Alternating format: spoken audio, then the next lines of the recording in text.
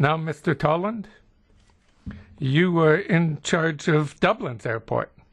So welcome to the Transport Committee. Thank you for having me. My name is Kevin Toland. I'm the Chief Executive of DAA, which runs Dublin Cork Airport in Ireland. I'm also an ACI board member. Ireland is critically exposed. Sorry, can move to the next slide. Ireland is critically exposed and dependent on air access. 90% of our access to the island is by air, 78% from the UK. And in Dublin Airport, which last year was Europe's fastest growing major airport and second in the prior 2 years, we're critically dependent on air access from the UK. We serve 23 airports and 30% of our connecting passengers are through the UK. And Dublin-London is the busiest single air route in Europe.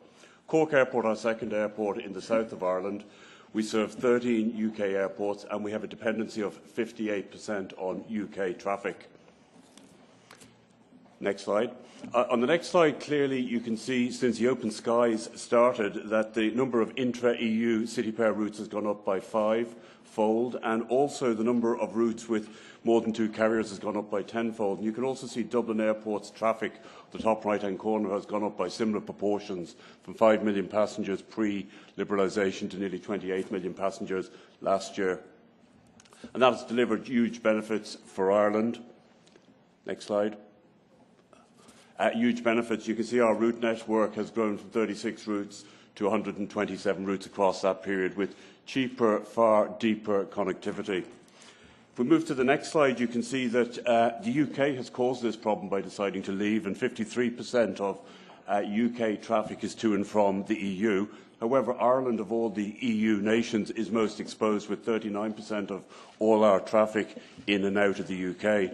On the other hand, you can see Germany and France, who are going to be two of the key negotiators, have 6 or 7% of their air traffic in and out of the UK. So clearly, when it gets into the negotiation, we think it's one that's very, very uneven when it comes to aviation, and Ireland in particular is potentially going to be very badly exposed. Next slide. If you look across Europe, the regional airports are the most exposed to this cliff, and if you look at the very high percentages of airports that are dependent on UK traffic, those regional airports that are most exposed financially and where air access is most important are in a very, very difficult position. Next slide. If you look over the last 25 years, there's a very strong correlation between UK GDP trends and UK air travel. Right now, we know that nobody's suggesting that the UK economy is going to improve after Brexit, and that's before the impact of any single skies problem comes to bear. So we think it's very, very negative. For Ireland, 42% of our tourists come from the UK and 44% of our business trips are to and from the UK. Next slide. Tourism is a key industry for us. 1 in 10 people almost are employed in tourism. It's over €1 billion of an industry between Ireland and the UK. However, it's not limited to that. One, we depend on the UK for tourists coming in and are critically exposed, as that will weaken going forward. Secondly, Ireland also competes with the UK for tourists. Ireland really is competing with Scotland, Wales, Lake District, Cornwall, Devon, and we think that's going to be very, very severely impacted potentially as we go forward. Next slide. You can see that 75 to 80% of our traffic is leisure-related to and from the UK, and we think that's discretionary and potentially going to be negatively impacted. Next slide. A lot of people say this is all imaginary, it's all in the future, it's not going to happen. We think it's an iceberg.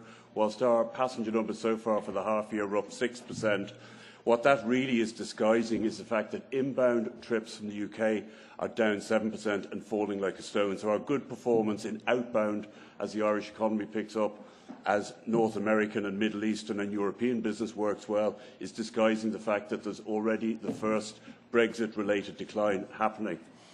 Next slide. Next slide. Next slide.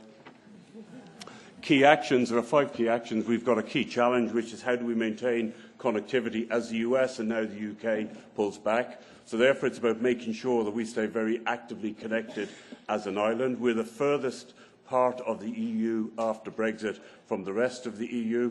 We're also pushing on with key infrastructure developments, such as our new northern parallel runway in Dublin. Secondly, and critically important, is that the single skies remain. We think there is a cliff hang ahead of us. We're very, very concerned that whilst March 19 feels like it's a long way away, I think from March 18 our customers are going to be deciding what, if anything, they're going to be prepared to sell, or they're going to have to vote with their feet ahead of certainty. Next slide. Tourism and the free movement of people is critically important as well. We've got a common travel area. That needs to be maintained. We have common visa arrangements with the UK. They need to be maintained. And Ireland, as a critical EU player and participant, needs to not be disadvantaged by these actions driven by the UK. So therefore, we think something like a Schengen arrangement on visas for Ireland would be appropriate. Fourthly, continued cooperation on safety and security and common standards is critical. The last thing we need is different arrangements, different costs, more complexity. And lastly, importantly, as a business, there are going to be opportunities, whether that's the relocation of EU agencies based in the UK to Ireland, which we're actively going after, for example, the European Medical Association, or the return of duty-free on domestic UK flights and ones going to and from Ireland. So we'll be looking for those advantages as well. So in summary, we're very concerned. We think there's a real danger.